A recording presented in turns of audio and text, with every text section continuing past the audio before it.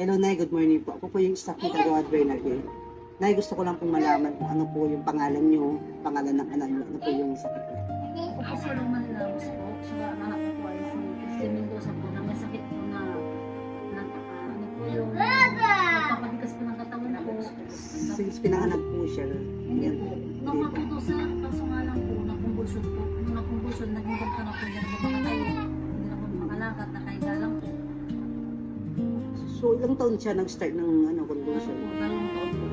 So, una, normal siya Apo. ng 1 to 2 years old. Apo. And then, after po ng magti-3 na, doon na po siya nag-convulsion. Hindi na napacheck up. Apo. Nung hindi na napacheck up, ganyan na po siya. Okay. Gusto ko po sana kasi sila po ng buwan. Walang pira po na magpapagamot po. May reseta po dyan, kaso mahal kasi sir. Mapilipin po. Hindi ko mapilipin yung gamot niya. May vitamins po din sir.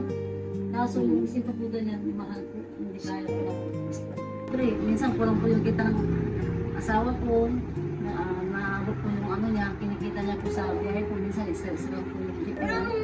Kasi dahil po serap po ng buhay. Ngayon yung asawa ko po, nagigipit talaga po ngayon sir.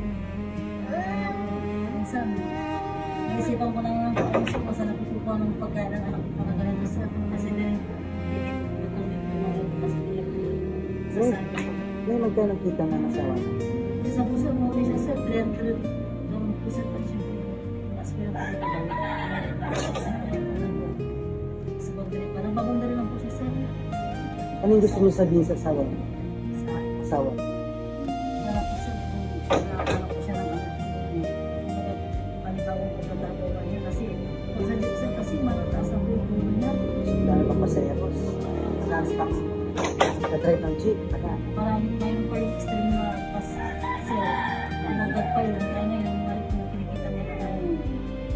Kaya po gusto ko sa naghanap po siya ng ako kahit yung papawag yung mga yung sa amin na matagdagan yung budget. Kasi minsan, matara po siyang inuwi sir. Pambili ng bigas lang. Minsan, gatas lang. Minsan walang ulam. Kasi po, hindi kaya nung Okay, Nay. Sana hoping and praying na may makapanood ng vlog natin. Makakita ng mga followers ni Kagawad na sana matulungan si Christian. Opo sir. Regarding sa kanyang sakit. Ipa-check up yung sinasabi niya pang Rosie. Kasi as of now, kasi madami pa pong tinutulungan si Kagawad. Sa dami niyo pong tumutulong, kaya minsan hindi na namin kayo nare-referan. Dahil ang tinitingnan po namin yung kailangan talaga ng tulong. So, may ibibigay po na maliit na tulong lang naman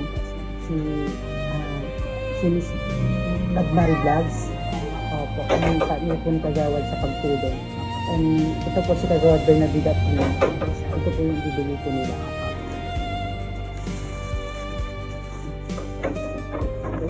Nay, anong gusto mong sabihin kala ng Kagawad? Salamat po sa binigay po ng sa tulong po ng anak ko na nagamit po niya tas pag-galis po niya.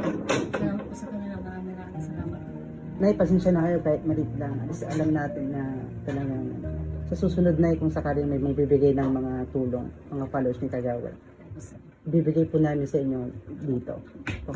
So, hindi ko po kasama si Kagawad ngayon dahil yun nga, medyo panatay yung sasik. No.